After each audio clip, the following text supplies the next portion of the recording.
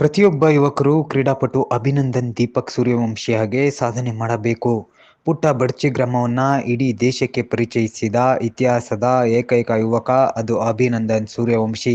ಈ ಕ್ರೀಡಾಪಟು ಇನ್ನಷ್ಟು ಸಾಧನೆಯನ್ನ ಮಾಡಲಿ ಅಂತ ಅಥಣಿಯ ಖ್ಯಾತ ಉದ್ಯಮೆದಾರ ಸದಾಶಿವ ಬುಟಾಳಿ, ಕುಕಟನೂರ ಮಾಜಿ ಜಿಲ್ಲಾ ಪಂಚಾಯತ್ ಸದಸ್ಯ ಸಿದ್ದಪ್ಪ ಮುದಕ್ಕನ್ನವರ್, ಮಾಜಿ ಕೆಎಂಎಫ್ ನಿರ್ದೇಶಕ ಹಾಗೂ ಮಾಜಿ ಜಿಲ್ಲಾ ಪಂಚಾಯತ್ ಸದಸ್ಯ ಅಪ್ಪ ಸಾಹೇಬ್ ಅವತಾಡೆ, ಚಿಕ್ಕೋಡಿ ಜಿಲ್ಲಾ ಮರಾಠ ಸಮಾಜ ಅಧ್ಯಕ್ಷರಾದ ವಿನಾಯಕ್ ದೇಸಾಯಿ, ಬಡ್ಚಿ ಮಾಜಿ ತಾಲೂಕು ಪಂಚಾಯತ್ ಸದಸ್ಯ ಜಯವಂತರಾದ ದೇಸಾಯಿ, ಡಾಕ್ಟರ್ ಭರತ್ ಲೋನಾರೆ, ಖ್ಯಾತ ಗುತ್ತಿಗೆದಾರ ಗಿರೀಶ್ ಬುಟಾಳಿ, ಬಡ್ಚಿ ಗ್ರಾಮ ಪಂಚಾಯತ್ ಸದಸ್ಯ ರವಿಗೌಡ ಪಾಟೀಲ ಸೇರಿದಂತೆ ಎಲ್ಲ ಮುಖಂಡರು ಸೇರಿ ಅಭಿನಂದನ್ ದೀಪಕ್ ಸೂರ್ಯವಂಶಿ ಸಾಧನೆ ಬಗ್ಗೆ ಪ್ರಶಂಸೆ ವ್ಯಕ್ತಪಡಿಸಿದರು.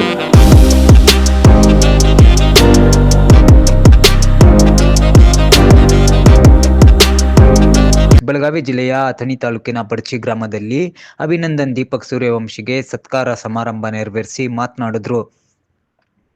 68ನೇ ನ್ಯಾಷನಲ್ ಸ್ಕೂಲ್ ಗೇಮ್ 2024-25ನೇ ಸಾಲಿನ ರಾಂಚಿ ಜಾರ್ಖಂಡ್ನಲ್ಲಿ ನಡೆದ ಅಂಡರ್-18 ಸ್ಪರ್ಧೆಯಲ್ಲಿ 3000 ಮೀಟರ್ ಓಟದ ಸ್ಪರ್ಧೆಯಲ್ಲಿ ಭಾರತದಲ್ಲಿ 2ನೇ ಸ್ಥಾನ ಹಾಗೂ ಕ್ರಾಸ್ ಕಂಟ್ರಿ ಚಾಂಪಿಯನ್ಶಿಪ್ನ 6 ಕಿಲೋಮೀಟರ್ ಸ್ಪರ್ಧೆಯಲ್ಲಿ 3ನೇ ಸ್ಥಾನ ಹಾಗೂ ಉತ್ತರ ಪ್ರದೇಶದಲ್ಲಿ ನಡೆದ 59ನೇ ನ್ಯಾಷನಲ್ ಕ್ರಾಸ್ ಕಂಟ್ರಿ ಚಾಂಪಿಯನ್ಶಿಪ್ನಲ್ಲಿ 6 ಕಿಲೋಮೀಟರ್ ಓಟದ ಸ್ಪರ್ಧೆಯಲ್ಲಿ 3ನೇ ಸ್ಥಾನ ಪಡೆದು ಬಡ್ಚಿ ಗ್ರಾಮದ ಹಿರಿಮೆ ಹೆಚ್ಚಿಸಿದ ಅಭಿನಂದನ್ ದೀಪಕ್ ಸೂರ್ಯವಂಶಿಗೆ ಅಭಿನಂದನೆ ಸಲ್ಲಿಸುವುದರ ಜೊತೆಗೆ ಒಲಿಂಪಿಕ್ಸ್ನಲ್ಲಿ ಬಂಗಾರದ ಪದಕ ಗೆದ್ದು ದೇಶದ ಕೀರ್ತಿ ಪದಕ್ಕೆ ಹಾರಿಸಲಿ ಅಂತ ಎಲ್ಲ ಮುಖಂಡರು ಶುಭ ಹಾರೈಸಿದರು. ಕ್ರೀಡಾಪಟು ಅಭಿನಂದನ್ ದೀಪಕ್ ಸೂರ್ಯವಂಶಿ ಸತ್ಕಾರವನ್ನು ಸ್ವೀಕರಿಸಿ ಮಾತನಾಡಿ, ನನ್ನ ಸಾಧನೆ ಹಿಂದೆ ನನ್ನ ತಂದೆ ದೀಪಕ್, ತಾಯಿ ಯೋಗಿತಾ ಹಾಗೂ ಅಜ್ಜ ಬಾಪು, ನನ್ನ ಕೋಚ್ ರವಿ ಸರ್ ಹಾಗೂ ಗ್ರಾಮದ ಎಲ್ಲ ಮುಖಂಡರ ಪ್ರೇರಣೆಯೊಂದಿಗೆ ನನ್ನ ಗುರಿ ಸಾಧಿಸಲು ಸಾಧ್ಯವಾಗಿದೆ. ನನಗೆ ಅಭಿನಂದನೆ ಸಲ್ಲಿಸಿದ ಎಲ್ಲರಿಗೂ ಧನ್ಯವಾದ ಅಂತ ತಿಳಿಸಿದರು. ಈ ಸಂದರ್ಭ ತಾಲೂಕಿನ ಗುರು ಹಿರಿಯರು, ಮುಖಂಡರು, ಕುಟುಂಬಸ್ಥರು ಸೇರಿದಂತೆ ಅನೇಕರು ಉಪಸ್ಥಿತರಿದ್ದರು. ಊರಿಂದ ಒಂದು ಕುಡಿ ಇಲ್ಲಿ ಭಾರತ ದೇಶದೊಳಗನೆ ಕಾಣಿಸುವಂತದ್ದು ಯಾವ್ದಾದ್ರೂ ಒಂದು ಊರಿದ್ರೆ ಮೊದಲು ಯಾರಿಗೆ ಇರ್ಲಿಕ್ಕಿಲ್ಲ. ಬಡ್ಚಿ ಅಂದ್ರೆ ಎಲ್ಲಿ ಐತಿ ಅಂತ, ಬಡ್ಚಿ ಅಂತ ಗೊತ್ತು ಮಾಡಿದ್ ಯಾರಾದ್ರೂ ಇದ್ರೆ ಅದು ಅಭಿನಂದನ್ ಅಂತ ಇವತ್ತಿನ ಸಂದರ್ಭವಾಗಿ ನಾವು ಹೇಳಕ್ ಬಯಸ್ತಾ ಇದ್ದೀವಿ. ಯಾಕಂದ್ರೆ ಅಭಿನಂದನ್ ಅದರ ನಂತರ ಆ ಸೂರ್ಯವಂಶಿ ಮತ್ತು ಈ ಸೂರ್ಯವಂಶಿ ಬಂಧುಗಳ ಹೆಸರು ಹೋಗ್ಬೇಕಾಗಿತ್ತು ಅಂದ್ರೆ ಅಭಿನಂದನ್ ಹೆಸರು ಬರ್ಬೇಕಾಗ್ತದೆ.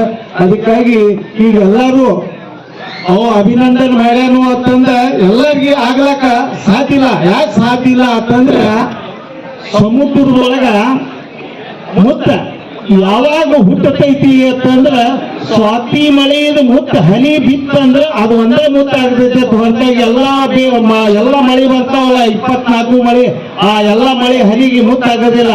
ಸ್ವಾತಿ ಮಳೆ ಹನಿ ಮಾತ್ರ ಆ ಶಿಂಪಿ ಒಳಗೆ ಬಿತ್ತಂದ್ರ ಅದು ಒಂದೇ ಮುತ್ತ ಹುಟ್ಟಿರ್ತೈತ. ಅದಕ್ಕಾಗಿ ನಿಮ್ಮ ಬಡಿಸಿಗೆ ಅಭಿನಂದನ್ ಯಾಕಂದ್ರೆ ಮುತ್ತು ಹುಟ್ಟೈತಿ ಅಂತ ಈ ಸಂದರ್ಭದೊಳಗೆ ಹೇಳಕ್ ಬಯಸ್ತಾ ಇರ್ಬೇಕಾದ್ರೆ ಹಿಂದಿನ ಬಾಜು ಸಾಧನೆ ಒಬ್ಬರು ಗುರು ಬೇಕಾಗ್ತದೆ. ಹಂಗ ಒಬ್ಬ ಒಳ್ಳೆಯ ಗುರು ಇವತ್ತಿನ ದಿವಸ ಕಲಿಸಿದ್ದಕ್ಕೆ ಇವತ್ತು ಅಭಿನಂದನ್ ಅವರು ಇಡೀ ರಾಷ್ಟ್ರದೊಳಗ ಓಟ್ದೊಳಗ 2ನೇ ನಂಬರ್ ಬಂದಾರಂದ್ರೆ ನಮಗೆಲ್ಲ ಇಡೀ ತಾಲೂಕಿಗೆ ಅಷ್ಟಲ್ಲ ಇಡೀ ರಾಜ್ಯಕ್ಕೂ ಸಹಿತ ಬಹಳ ಹೆಮ್ಮೆ ಕಳೆದಂತ ಇವತ್ತಿನ ದಿವಸ ನಾ ಹೇಳ್ತೇನೆ. ಬಡ್ಚಿ ಗ್ರಾಮ ಇವತ್ತಿನ ದಿವಸ ದೇಶದೊಳಗ ಒಂದು ಹೆಸರು ಪಡಿತಕ್ಕಂಥ ಅದಕ್ಕೆ ಕಾರಣೀಭೂತರು ಯಾರಪ್ಪ ಅಂದ್ರೆ ದೀಪಕ್ ಮತ್ತು ಅವ್ರ ತಾಯಿ, ಅವ್ರ ತಂದೆ ಮತ್ತು ಅವರ ಮಗ. ಒಬ್ಬರು ಸ್ಪೋರ್ಟ್ಸ್ಮನ್, ಒಬ್ಬ ಯಾವುದೇ ಆಟಗಾರ ಇವತ್ತು ಮುಂದೆ ಬರಬೇಕಾದ್ರೆ ಅಥವಾ ಯಾವುದೇ ಒಂದು ಪ್ರಶಸ್ತಿ ತಗೋಬೇಕಾದ್ರೆ ಅದಕ್ಕೆ ಕಾರಣ ಮನೆಯಲ್ಲಿ ಇರ್ತಕ್ಕಂಥ ಒಂದು ಸಂಸ್ಕಾರ, ಸಂಸ್ಕೃತಿ, ಗುರುಗಳು ಹೇಳಿಕೊಟ್ಟಿರ್ತಕ್ಕಂಥ ಒಂದು ಪಾಠ, ಇದಕ್ಕೆಲ್ಲ ಮುಖ್ಯ ಕಾರಣ ಅಂತ ಈ ಸಂದರ್ಭದಲ್ಲಿ ಮತ್ತೊಂದು ಮಾತಾಡ್ತಾರೆ. ನೀವು ಯಾವ ಬೇಕಾದ ಕೆಲಸ ಮಾಡ್ರಿ, ನಾವು ಯಾವುದೋ ಒಂದು ಚಾಲೆಂಜ್ ಆಗಿ ತಗೊಂಡು ಮಾಡಿದ್ರೆ ಮಾತ್ರ ಆ ಒಂದು ಗುರಿ ಮುಟ್ಲಕ್ಕ ಇದು ಮುಟ್ಲಕ್ಕೆ ಸಾಧ್ಯ ಆಗುತ್ತೆ. ಅವರೇ ಅದನ್ನ ಅಲ್ಲೇ ಸ್ವಲ್ಪ ಏನಾದ್ರು ಮಾಡಿಸಿದ್ರೆ ಮಾತ್ರ ಅದನ್ನ ಹೋಗಿ ನಾವು ಏನಾದ್ರು ಮಾಡಿದ್ರೆ ಅದನ್ನ ಗುರಿ ಮುಟ್ಲಕ್ಕೆ ಸಾಧ್ಯ ಆಗ್ತಿರಲಿಲ್ಲ. ಇದೇ ಈಗ ಅವರು ನಮ್ಮ ಕುಮಾರ್ ಅವ್ರು ಹೇಳಿದ್ರು, ಒಬ್ರು ಗುರುಗಳು ಅದಕ್ಕೆ ಹಿಂದೆ ಇರ್ಬೇಕಂತ. ಯಾಕಂದ್ರೆ ಅದ್ರ ಕೋಚ್ನು ಅಷ್ಟ ಇರುತ್ತೆ ಮತ್ತು ಅದಕ್ಕೆ ಕೋಚಕ್ಕೆ ಅವ್ರು ಕೊಡೋರು ಮತ್ತು ಅದ್ರ ಮುಂದೆ ಅದರ ಕೋಚ್ ಕೊಟ್ಟಾಗ ಅವ್ರ ಹುಡುಗರು ಹಂಗೆ ತಯಾರಾಗಬೇಕಾಗತ್ತೆ. ಇವತ್ತು ಏನಾರ ಒಂದು ಕೀರ್ತಿ ಬರ್ಬೇಕಾದ್ರೆ ಮತ್ತು ಇಂಥ ಒಂದು ಬಡ್ಚಿ ಗ್ರಾಮದ ಹೆಸರು, ಯಾಕಂದ್ರೆ ಅವ್ರ ಬಹುಶಃ ಇದ ಒಂದು 240 ಇತರ ಸ್ಪರ್ಧೆಗಳೊಳಗ ಒಂದು ನಂಬರ್ 1, ನಂಬರ್ 2, ನಂಬರ್ 3 ಸ್ಥಾನ ತಗೊಂಡ. ನನಗನ್ಸಿದ ಬಹುಶಃ ಇಷ್ಟೊಂದು ಸಣ್ಣ ವಯಸ್ಸು ಒಂದು ಬಡ್ಚಿ ಹೆಸರು ನನಗೆ ಹೆಸರು ಬಹುಶಃ ಯಾಕಂದ್ರೆ ಹೇಳ್ತಾರ ಇಡೀ ದೇಶದೊಳಗೆ ಅವ್ರನ್ನ ನೀವು ಬಡ್ಚಿಗಿರೋದು ಅಭಿನಂದನ್ ದೀಪಕ್ ಸೂರ್ಯವಂಶಿ ಅಂತ ಹೇಳಿ ನೀವು ಬಡ್ಚಿ ಹೆಸರು ಇಡೀ ದೇಶದೊಳಗೆ ಕೊಂಡಾಡ್ಬೋದು. ಯಾಕಂದ್ರೆ ಸೂರ್ಯವಂಶಿ ಆ ದೀಪಕ ಆ ಸೂರ್ಯನ ಪ್ರಕಾರ ಎಲ್ಲ ಕಡೆ ಪ್ರಕಾಶ ಹೊಂದಲಿ ಅಂತ ಹೇಳಿ ಈ ಅಭಿನಂದನಾ ಕಾರ್ಯಕ್ರಮ ಇವತ್ತು ಇಟ್ಕೋಬೇಕಾದ್ರೆ ಅಭಿನಂದನಾ ಕಾರಣ ಅದ. ಅವಂಗೆ ಜೋರಾಗಿ ಚಪ್ಪಾಳೆ ಇದೊಂದಿಗೆ ನಾವು ಮತ್ತೊಮ್ಮೆ ಸತ್ಕಾರ ಮಾಡೋಣ.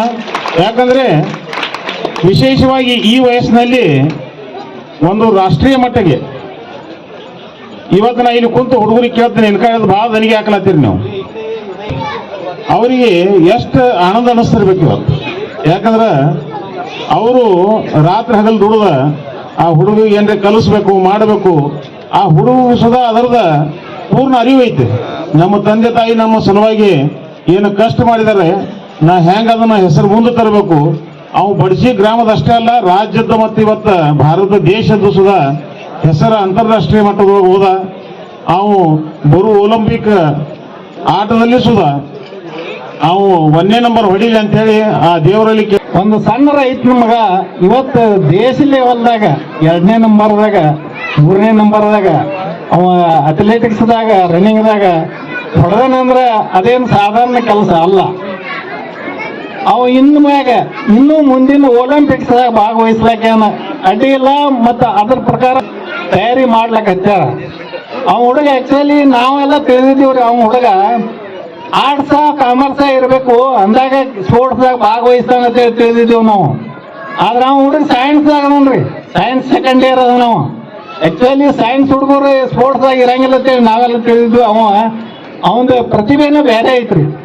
ಅದಕ್ಕೆ ಇವತ್ತು ಬೆಳೆ ಸಿರಿಯನ್ನು ಮಳೆ ಕೈಯಲ್ಲಿ ನೋಡು ಅಂದಂಗ ಅದಕ್ಕೆ ಒಂದು ಚಲೋ ಉದಾಹರಣೆ ಅಂದ್ರೆ ಅಭಿನಂದನ. ಅದಂತ ಬಂಗಾರ ಇದ್ದಂಗೆ. ಈ student life is A golden life.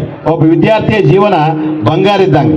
ಆ ಬಂಗಾರಂತ ಜೀವನವನ್ನ ನಾವು ಸದುಪಯೋಗ ಪಡ್ಕೋಬೇಕಾದ್ರೆ ಹಿಂದೆ ಗುರು ಇರಬೇಕು, ಮುಂದೆ ಗುರಿ ಇರಬೇಕು.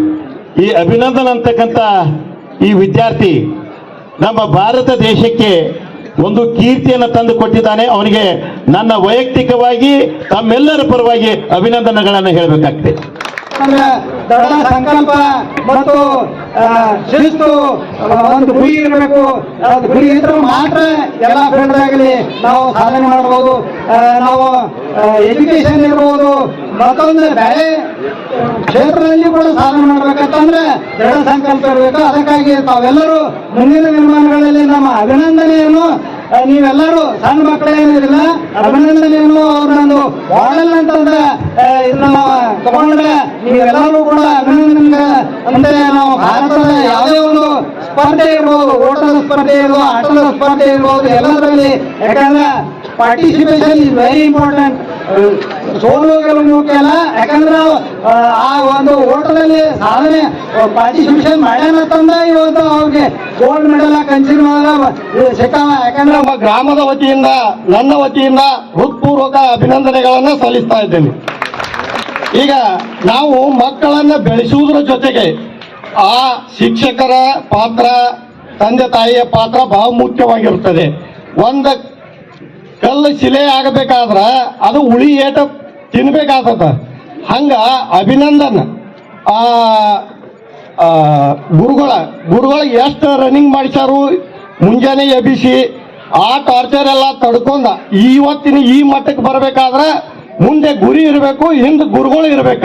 ಅವಾಗ ಮಾತ್ರ ನಾವು ಮುಂದೆ ಇಟ್ಟಂತ गुरियांना साधिसಲಿಕ್ಕೆ साध्य ಅಂತ ಹೇಳ್ತಾ परत 3 वर्षापासून माझे नॅशनल मेडल स्वप्न होतं ते परवा 5 जानेवारी ते 8 जानेवारी स्पर्धा होत्या रांची झारखंड येथे. तिथं स्वप्न माझं पूर्ण झाले आणि ते मेडल फक्त मला माझ्या कोच रविराज कोंडगिरी यांच्यामुळे ते स्वप्न माझं पूर्ण करू शकले.